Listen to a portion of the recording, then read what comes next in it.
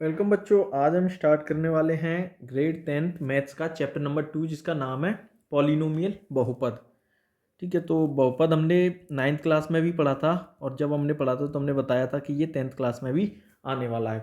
तो 9th class में हमने जाना था कि बहुपद होते क्या हैं।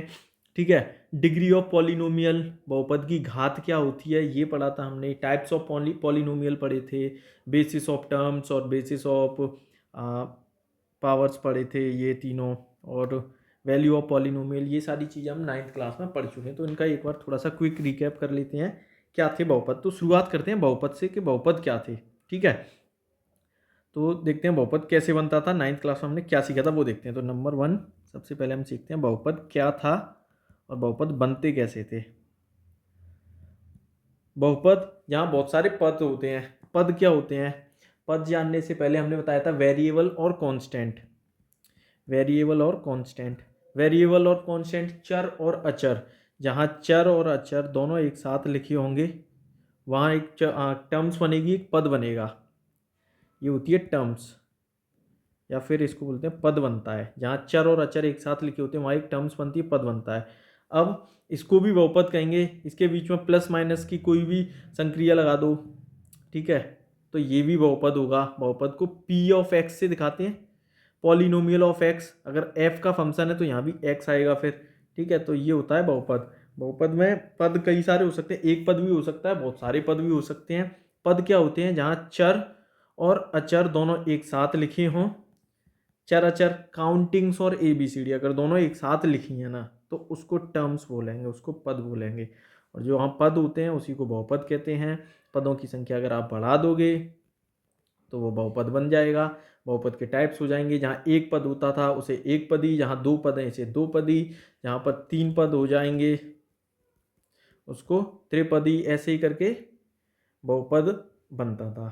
ठीक है, तो ये तो रहा अपना बहुपद। 9th क्लास में पढ़ चुके हैं इसलिए यहाँ ज़्यादा कुछ डिस्कस हम नहीं करने वाले हैं। तो बहुपद का एक आइडिया ले लिया हमने कि बहुपद होता क्या है। इसे P of x, P polynomial of x, x का फंक्शन है तो एक्स होगा। P ऑफ वाई, अगर बहुपद में y दे रखा है तो P ऑफ वाई, z दे रखा है तो P ऑफ z। ठीक है, जैसे P ऑफ एक्स अगर दे रखा है तो ये होगा, फंक्शन होगा 2x+3, एक्स फंक्शन होगा। P ऑफ वाई दे रखा है डेट मीन फंक्शन होगा y, 2y+5।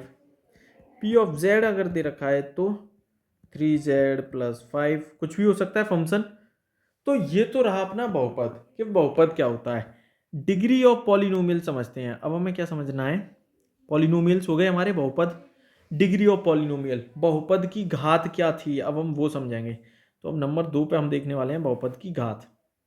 Number 2, degree of polynomial, बहुपद की घात समझते हैं ये क्या होती है। Degree of polynomial, degree of polynomial समझते हैं क्या होती है। ठीक है, तो बहुपद की घात, पहले कोई एक बहुपद लिख लेते हैं फिर उसकी डिग्री बताना, मुझे पावर बताना। 2x² + 3x + 5x³ - +9, ये एक पॉलिनोमियल है। P of x, x function है, ये पॉलिनोमियल है। Now you have to find the power, या फिर डिग्री बोल लो, या बहुपद की घात। इस बहुपद की घात क्या होगी वो आपको बतानी है। तो किसी भी बहुपद की घात वही होगी जिसमें चर, चर क्या है? x, इसमें x दे रखा है तो x की अधिकतम घात, मैक्सिमम पावर कितनी है? इसकी 2 है, इसकी 1 है, इसकी 3 है, इसकी हाईएस्ट कितनी है? 3 है ना। तो इस बहुपद की घात होगी डिग्री, या फिर घात, इस बहुपद की घात होगी 3। क्या समझ आया? ऐसे ही निकालते थे। कोई भी पॉलिनोमियल दे रखा है, इस बहुपद की घात कितनी होगी? 1, इसकी कितनी होगी? 2। तो बहुपद की घात क्या होगी? किसी भी पॉलिनोमियल में जो भी चर है उसकी अधिकतम घात देखनी है। अधिकतम घात यहाँ पर कितनी है वही क्या होगा, इसका आंसर हो जाएगा। अधिकतम घात इसमें 3 है तो इसकी घात होगी 3। इसमें 2 है तो बहुपद की घात होगी 2। इसमें 1 है, कुछ नहीं होता है तो 1 मानते हैं, तो बहुपद की अधिकतम घात कितनी हो जाएगी? 1। तो यही होती है डिग्री ऑफ पॉलिनोमियल। क्लियर है? अब डिग्री ऑफ पॉलिनोमियल के बेसिस पे हमने टाइप्स ऑफ पॉलिनोमियल भी पढ़े थे। Types of polynomial three types पढ़े थे हमने। देखो कौन से 3 टाइप पढ़े थे। बहुपद के प्रकार, वो भी घात के आधार पर पढ़े थे। बहुपद के प्रकार, घात के आधार पर, types of polynomial basis on degree, घात के आधार पर, पावर के आधार पर हमने बहुपद के प्रकार पढ़े थे। नंबर 1 था लीनियर। लीनियर क्या होता है? रैखिक बहुपद, ठीक है। नंबर 2 हमने पढ़ा था क्वाड्रेटिक। क्वाड्रेटिक होता है द्विघाती, जिसमें घात होंगी द्विघाती बहुपद।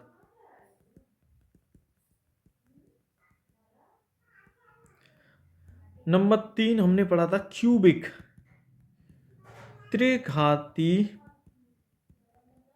बहुपद, ये पढ़े थे हमने, ठीक है। तो इसमें फिलहाल तो हम एक घात वाला और द्विघात इनको ज़्यादा पढ़ने वाले हैं, रैखिक और द्विघात को। मेन हमारे लिए यही है। क्वाड्रेटिक इसमें मेन होने वाला है, जो कि आगे एक और चैप्टर आएगा क्वाड्रेटिक इक्वेशन, द्विघाती समीकरण, तो उसमें भी काम आएगा। तो यहाँ इसको अच्छे से सीख लेना, ठीक है। और अभी देखते हैं कि रैखिक बहुपद होता क्या है, लीनियर क्या होता है। देखो रैखिक बहुपद, कुछ नहीं करना है, कोई भी एक रैंडम बहुपद ले लेते हैं पहले हम, ठीक है। एक बहुपद ले लिया हमने 2x+3, इसकी अधिकतम घात कितनी है ये बता दो। इसकी अधिकतम घात x की अधिकतम घात 1 है, तो इसकी घात है 1। तो ऐसा बहुपद जिसकी अधिकतम घात 1 होगी उसे हम रैखिक बहुपद कहेंगे। एक और एग्जांपल देख लो, 2y+5, अधिकतम घात कितनी है, y की घात कितनी है, y की पावर कितनी है, 1। तो ये क्या होगा, रैखिक लीनियर पॉलिनोमियल होगा। ये क्लियर है, लीनियर पॉलिनोमियल होगा। और एग्जांपल देख लो, जैसे 2z+5, अब इसकी पावर कितनी है, 1, z की पावर 1 है, तो ये कैसे पॉलिनोमियल होंगे, लीनियर पॉलिनोमियल। समझ आ गया। रैखिक बहुपद, ऐसे बहुपद जिनमें चर की अधिकतम घात 1 होती है उसे रैखिक बहुपद कहते हैं। चर क्या होता है, चर होते हैं जिनका मान बदलता रहता है, ऐसे भी याद नहीं रहता है। तो ABCD जहाँ मैथ्स में लिखी हैं ये होते हैं चर, इनकी वैल्यूज चेंज होती रहती है। 9th क्लास में हमने ये भी सीखा था कि इनकी वैल्यूज चेंज कैसे होती है। जैसे अभी इसको x के लिए सॉल्व करेंगे, इसको तो x की वैल्यू यहाँ कुछ और आएगी, कभी कुछ और आती है, कभी कुछ और आती है, तो वैल्यूज चेंज होती रहती है, इसलिए इनको क्या बोलते हैं, चर। रैखिक बहुपद हो गया। नंबर 2 आता है द्विघात बहुपद, द्विघात या क्वाड्रेटिक पॉलिनोमियल। तो हम पढ़ेंगे द्विघात। अब देखो द्विघात से समझ आ रहा है, द्विघात मतलब 2 घात होंगी, द्विघाती बहुपद, घात कितनी होंगी, 2 होंगी। क्वाड्रेटिक पॉलिनोमियल 2 घात होंगी, लिख दो 2x² + 5x+3। इसमें चर कौन सा है, x, 2 है। अधिकतम घात, मैक्सिमम पावर कितनी है, 2 है, मैक्सिमम पावर इज 2, ठीक है। तो ये होगा द्विघाती बहुपद। द्विघात नाम से समझ रहा है, द्वि मतलब 2, घात मतलब पावर। तो कोई भी ऐसा पॉलिनोमियल जिसकी हाईएस्ट पावर 2 होगी, 2 होगी, वो उसको क्वाड्रेटिक पॉलिनोमियल या द्विघाती बहुपद कहेंगे। एक और एग्जांपल से डिस्कस कर लेते हैं इसको। 2x² + 5, हाईएस्ट पावर 2 है, ये भी द्विघात बहुपद होगा। 4x² + 2x+6, तो इसमें हाईएस्ट पावर कितनी है, 2 है, तो ये भी क्या होगा, द्विघाती बहुपद होगा, ठीक है। अच्छा, रैखिक बहुपद का हमने व्यापक रूप पढ़ा था, स्टैंडर्ड फॉर्म क्या थी, ax+b, इस फॉर्म का हुआ यहाँ, बताया था ना। और a और b क्या हो सकते हैं, यहाँ पर ये काउंटिंग्स है, ये तो a और b क्या थे, इंटीजर्स थे, ठीक है। और x क्या है, यहाँ पर अपना वेरिएबल है, जिसकी वैल्यू चेंज होती रहती है, वेरी करती रहती है, इसलिए ये x वेरिएबल है। ये होता है इसका स्टैंडर्ड फॉर्म, मानक या व्यापक रूप इसको बोलते हैं, स्टैंडर्ड फॉर्म, स्टैंडर्ड फॉर्म, ठीक है। तो मानक या व्यापक रूप इसको बोलेंगे ax+b को, ये होगा रैखिक बहुपद के लिए। अब द्विघाती बहुपद का व्यापक रूप क्या होता है वो समझ लेते हैं। देखो द्विघाती बहुपद का व्यापक रूप, अब इसके व्यापक रूप के लिए हमें क्या करना है, देखो ये किस टाइप का होगा, ax² + bx + c, ये इस टाइप का होगा। देखो ax² + bx + c, तो ये इसका व्यापक रूप है। इसमें ए एक्स स्क्वायर प्लस सी दे रखा है, बी नहीं है, बी नहीं है, डेट मीन्स यहाँ या तो बी जीरो है या फिर एक्स जीरो दे रखा है, ठीक है। अब ये देखो a x square plus b x plus c, तो ये होते हैं इनके स्टैंडर्ड फॉर्म, इनका व्यापक रूप a x square plus b x plus c. और इसमें ये द्विघात के लिए इसको तो याद कर लो, ये बहुत ज़्यादा मेन होने वाला है। द्विघात समीकरण वाला जो चैप्टर आएगा उसमें ये चीज़ काम आने वाली है। A x square plus b x plus c बराबर जीरो, ये द्विघात समीकरण का व्यापक रूप होने वाला है, जो कि आपको याद होना चाहिए, ठीक है। मेन यही है इस चैप्टर में भी, और आगे वाला जो चैप्टर आने वाला है उसमें भी यही काम आने वाला है। तो इसको यही याद कर लेना ढंग से, इंपोर्टेंट है, अच्छे नंबर मिलेंगे इससे बोर्ड में। नंबर 3 आता है अपना क्यूबिक या त्रिपदी बहुपद, त्रिघाती बहुपद, सॉरी त्रिघाती बहुपद। अब नाम से पता चल रहा है त्रि मतलब क्या होता है, 3। क्यूबिक पॉलिनोमियल, त्रि मतलब 3, घाती मतलब घात। तो एक ऐसा पॉलिनोमियल जिसकी हाईएस्ट पावर या जिसकी डिग्री कितनी होगी, 3 होगी, उससे बोलेंगे त्रिघाती। जैसे 3x cube plus 2x square plus 5x plus 9, highest power देखो कितनी है, इसकी डिग्री कितनी है, 3 हो रही है। कैसे पता, डिग्री कैसे निकालते हैं, चर पद कौन सा है इसमें, x की हाईएस्ट पावर कितनी है, इसकी 3 है, इसकी 2 है, इसकी 1 है, 3, तो इसकी पावर हो जाएगी 3, हाईएस्ट पावर होगी 3।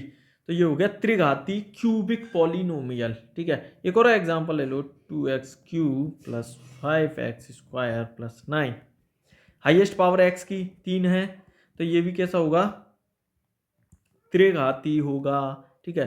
तो इनका स्टैंडर्ड फॉर्म क्या होने वाला है, ऐसे पॉलिनोमियल्स का स्टैंडर्ड फॉर्म क्या होने वाला है वो भी देख लेते हैं। देखो a x cube plus b x square plus c x plus d, ये होगा इसका। देखो एक्स तो यहाँ पर क्या है, चर है, ठीक है, चर वेरिएबल जिसकी वैल्यू चेंज होती रहती है।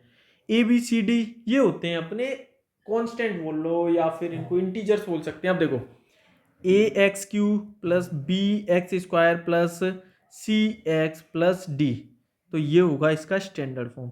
ये इतनी खास नहीं है वैसे, बता दूं त्रिघाती बहुपद अभी आपके काम यहाँ नहीं आने वाला है, बस आपको इंट्रोड्यूस कराया गया है कि त्रिघाती बहुपद होता क्या है, बस इससे इंट्रोड्यूस कराया और कुछ खास नहीं है इसमें। ये अभी आपके काम नहीं आने वाला है, आगे काम आएगा, तो इसीलिए इसको यहाँ इंट्रोड्यूस कराया। मेन है आपका इसमें द्विघात बहुपद जिसकी स्टैंडर्ड फॉर्म होती है a x square plus b x plus c, ये आपको याद रखना है, क्लियर है। और लीनियर पॉलिनोमियल रैखिक बहुपद की क्या होती है, ए एक्स प्लस बी, ये भी याद रख लोगे, यहां से हो जाएगा ना, ठीक है। अब देखो नेक्स्ट और लास्ट इसका इंट्रोडक्शन में छोटी सी एक चीज और बची है जो कि 9th क्लास में हम पढ़ के आ चुके हैं, बहुपद का मान। नंबर 4 वैल्यू ऑफ पॉलिनोमियल, इसका क्या मतलब है, बहुपद का मान। ये अब हम सीख लेते हैं बहुपद का मान इसका क्या मतलब होता है, ये हम पढ़ के आ चुके हैं, थोड़ा सा रिवीजन कर लेते हैं। और बहुपद का मान इसी से रिलेटेड है अपनी एक्सरसाइज, कौन सा चैप्टर है, 2। तो एक्सरसाइज 2.1 में कुछ नहीं है, बस यही कुछ है, ग्राफिकल रिप्रेजेंटेशन ऐसा कुछ दे रखा है, तो वो कुछ खास नहीं है, वो इसको ढंग से समझ लो इस वाले पॉइंट को, तो वो एक्सरसाइज आपकी यहीं कंप्लीट हो जाएगी। और एक्सरसाइज 2.2 शायद 2 ही एक्सरसाइज है, तो एक्सरसाइज 2.2 में आई थिंक ये आने वाला है, ये इसीलिए इसको ढंग से याद कर लेना अभी, ठीक है। तो आज तो सिर्फ इंट्रोडक्शन क्लास होगी, कल से इसका चैप्टर 2 का जो है एक्सरसाइज के क्वेश्चंस वगैरह हम सॉल्व करने लग जाएंगे, ठीक है। तो अभी इसको देख लेते हैं, बहुपद का मान क्या होता है या फिर बहुपद के शून्य क्या होते हैं। शून्य पढ़े थे हमने, जैसे एक पदी बहुपद जो हमने पढ़ा था वो था ए एक्स प्लस बी, इस फॉर्म का था, जहाँ पर हमें x की वैल्यू निकालनी है। अब किसी भी पॉलिनोमियल में x की वैल्यू अगर हमें फाइंड करनी है तो उसको 0 के बराबर रखेंगे। x की वैल्यू फाइंड करनी है ना, तो ax को इधर रखो, b को उधर ले जाओगे तो माइनस बी हो जाएगा। x की वैल्यू निकालनी है तो यहाँ से हो जाएगा माइनस बी अपॉन ए। ये फॉर्मूला हमने पढ़ा था 9th क्लास में, x बराबर माइनस बी अपॉन ए, ये हम पढ़ चुके हैं। माइनस बी या फिर इसको ऐसे लिखा था, या माइनस अचर पद लिखा था ऊपर, कॉन्स्टेंट टर्म, अपॉन था कॉफिशिएंट ऑफ एक्स का गुणांक, ये था फॉर्मूला। 2 तरीके से था, तो ये वाला ज़्यादा ईजी ऐसे कर लेना, और ये भी आना ही चाहिए आप लोगों को, बस मेन ही है। तो माइनस अचर पद बट्टे एक्स का गुणांक। अब ये आया कैसे, एक्स बराबर माइनस बी अपॉन ए, ये हमें पता चल गया ए एक्स प्लस बी बराबर 0 के रख दिया हमने, ठीक है। तो यहाँ से b को दूसरी तरफ ले जाओ तो माइनस b हो जाएगा, a और x का गुणा हो रहा है तो यहाँ x रह जाएगा, a को दूसरी तरफ ले जाओगे तो इसका भाग हो जाएगा, डिवाइड होगा तो minus b upon a, x is equal to minus b upon a, here b is constant term and a is coefficient of x, तो माइनस अचर पद बट्टे x का गुणांक। ये था, ये ऐसे निकालते थे हम बहुपद के शून्यक, ये होता है, ठीक है। बहुपद के शून्यक या बहुपद का मान, तो इसका मतलब है देखो, अब एक पॉलिनोमियल लेते हैं, उससे बहुपद का शून्यक या उसका मान समझ लेते हैं। वेट, अब समझते हैं। देखो जैसे हमने एक पॉलिनोमियल ले लिया, यहाँ पेज खत्म हो गए, ठीक है। अब देखो यहाँ से कोई भी एक पॉलिनोमियल ले लेते हैं हम, जैसे p of x is equal to 2x plus 3, ठीक है। अब मुझे क्या करना है, x की जगह पर एक ऐसी वैल्यू लेनी है कि जिससे ये पूरा मान 0 हो जाए, ठीक है। तो मान लो मैंने x की जगह पर कितना लेना है, मान लो मैंने 2 ले लिया अभी, तो p x की जगह 2 रखेंगे, तो 2 इंटू एक्स की जगह 2 प्लस 3, तो 2 into 2 4 plus 3 is equal to 7 हुआ। तो p बराबर 2 पर ये x का मान कितना आया है, 7 आया है, तो इसको बोलते हैं बहुपद का मान। p बराबर कितना, x बराबर कितना लिया 2, तो x बराबर 2 पर बहुपद का मान कितना आया, 7। ये हम निकाल चुके हैं, पहले निकालते थे ऐसे ही। एक और एग्जाम्पल से समझ लेते हैं, जैसे आप कोई दूसरा एग्जाम्पल लेते हैं, p ऑफ x, y रख लो यहाँ, कोई दिक्कत नहीं, p ऑफ y, अब यहाँ फंक्शन y को होने वाला है, तो ये होगा 3y माइनस 3, ठीक है। अब मान लो y इज इक्वल टू 1 ले लेते हैं, तो p ऑफ, अब y की जगह पर यहाँ 1 रखेंगे, is equal to 3 into Y की जगह पर 1 रखो, माइनस की जगह माइनस, 3 की जगह 3, 3 का गुणा 1 से करोगे, 3 माइनस 3 बराबर होगा 0। तो p का मान जब आप 1 लेते हो तो पॉलिनोमियल की वैल्यू आती है 0, 1 लेने पर वैल्यू कितनी आ रही है आपकी, 0 आ रही है। इतना मेन है, ठीक है। तो यहाँ से बहुपद का मान निकालना सीख गए, ठीक है। ये होता है बहुपद का मान के जो भी फंक्शन दे रखा है, एक्स वाई जो भी दे रखा है, उसकी जगह कोई एक वैल्यू रखो तो हमें बहुपद की एक वैल्यू प्राप्त हो जाएगी, ठीक है। अब देखो बहुपद का ज्यामितीय अर्थ, एक्सरसाइज 2.1 के लिए ये हेडिंग दे रखी है, geometrical meaning of a polynomial, ये दे रखा है बहुपद का ज्यामितीय अर्थ। तो हम ये समझते हैं क्या मतलब है इस चीज़ का, ठीक है। इसको मिटा देते हैं पहले, ये दे रखा है जियोमेट्रिकल मीनिंग ऑफ पॉलिनोमियल, तो ऐसे नहीं समझेगा ये।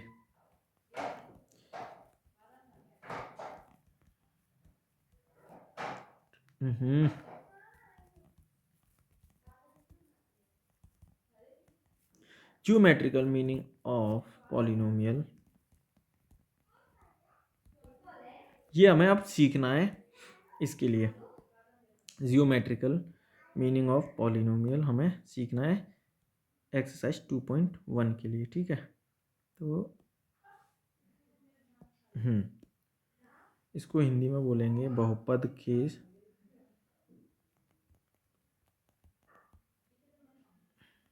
शून्यकों का बहुपद का ज्यामितीय अर्थ।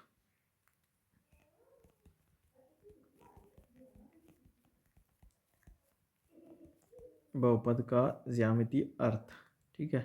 तो इसमें कुछ ग्राफ वगैरह बने आए होंगे और उसमें वो पूछेगा कि इसमें x का मान ऐसा कुछ पूछने वाला है, बहुपद का मान ऐसा कुछ वो पूछने वाला है, ठीक है।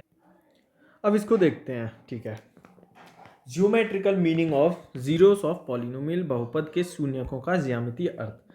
तो देखो इसमें बुक में एक एग्जाम्पल दे रखा है आपकी, में पेन चेंज कर लेते हैं, ठीक है। एग्जाम्पल नंबर 1 है, नीचे दी गई आकृति में ग्राफों को देखिए, ऐसे ग्राफ दे रखे होंगे, ठीक है।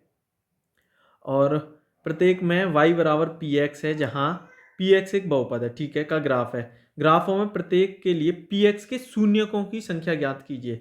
शून्यकों की संख्या मतलब हमें हर एक ग्राफ को देखकर बताना है कि इसके कितने जीरोस होंगे, कितने ये जीरोस या फिर इसके कितने शून्यक होने वाले हैं। ग्राफ को देखकर हमें ये बताना है बस, और कुछ नहीं करना है, ठीक है। कोई भी ग्राफ दे रखा है इसमें, जैसे ये है, ये कुछ ग्राफ दे रखे हैं, तो इन ग्राफों को देखकर हमें इसको ये बताना है कि इसके शून्यकों की संख्या कितनी है। शून्यकों की संख्या, number of zeros of each graph हमें बताना है। ठीक है, तो अभी देखते हैं, इसको शुरू करते हैं। इनको करने से पहले थोड़ा सा एक एग्जांपल अपनी तरफ से कोई भी ग्राफ बनाकर थोड़ा सा समझ लेते हैं। ठीक है, इसको X dash Y Y dash origin 0। ठीक है, कोई भी ग्राफ रैंडम बना लेते हैं। ऐसा ग्राफ बना लिया हमने। अब ये पूछ रहा है कि इस ग्राफ में, ये ग्राफ है जो है पी ऑफ एक्स वाई बराबर पी ऑफ एक्स के लिए है ये ग्राफ।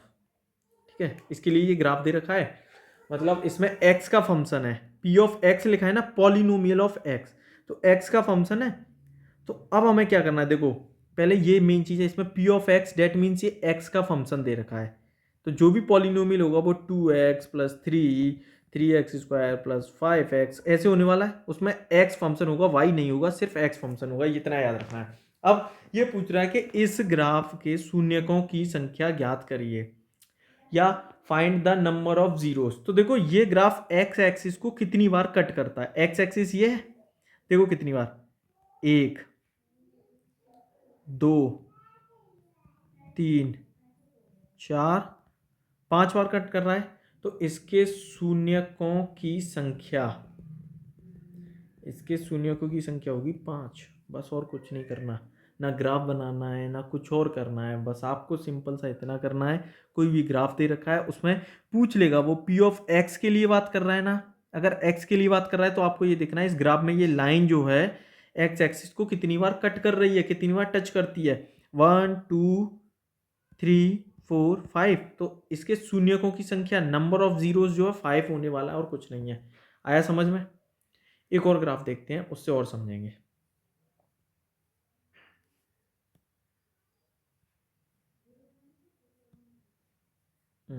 कलर कैसा है इसका,